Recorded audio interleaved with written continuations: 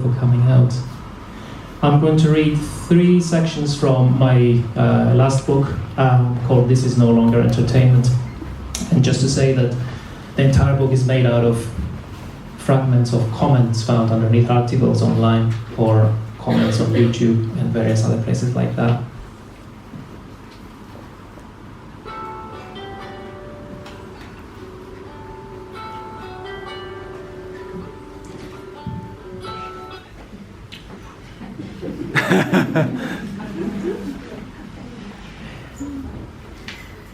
In '87, Huey Lewis and the News released 4, their most accomplished album. I think their undisputed masterpiece is Hip to Be Square, a song so catchy, most people probably don't listen to the lyrics, but they should, because it's not just about the pleasures of conformity and the importance of trends, it's also a personal statement about the band itself. Thank you, Patrick. The early work was a little too new wave for my tastes, but when Sports came out in '83, I think they really came into their own commercially and artistically.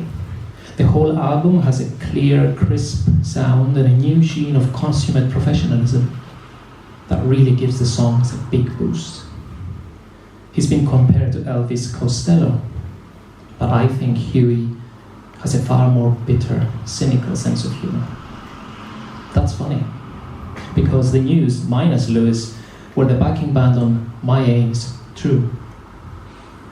As far as I recall, only one of the News played on My Aim Is True.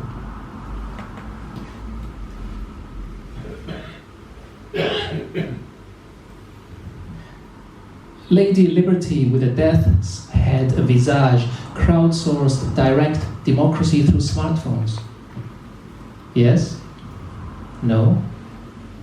Maybe? I guess no. Why?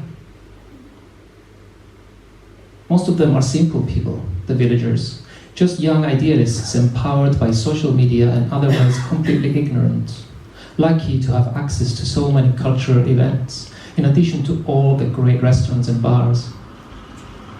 Better stick to writing about chicken tikka. This tragic Ebola pandemic, the rural people still see it as sheep. Our friend Ebola will shortly put an end to such patriotic feelings. Seems to have hurt your belief in one God. He also says, like rain, passports outside the Western world do not let us citizens pass any port.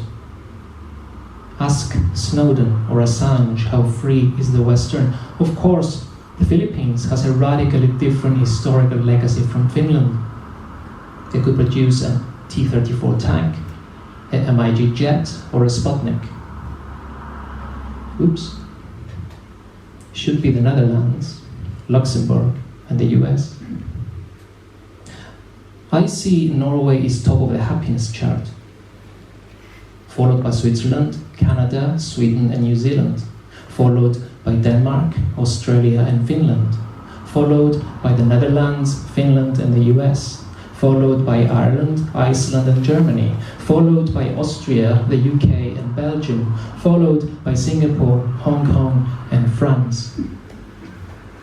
I am anti-everything.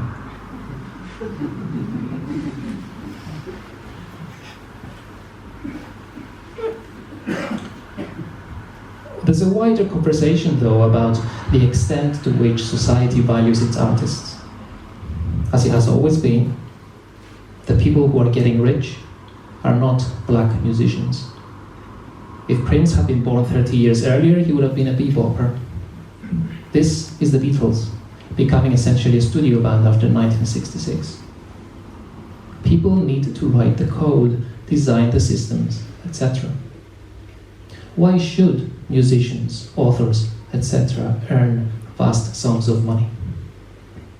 All e-commerce innovation happens in the porn industry. Why should anyone get paid if cavemen didn't?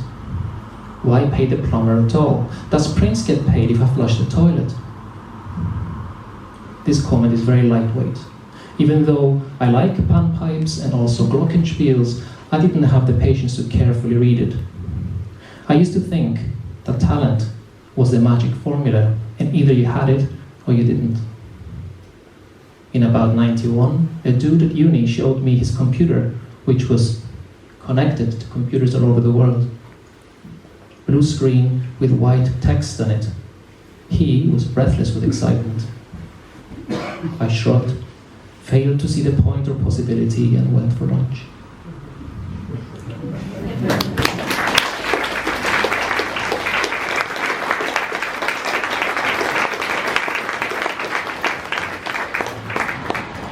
Reading next will be Andersen.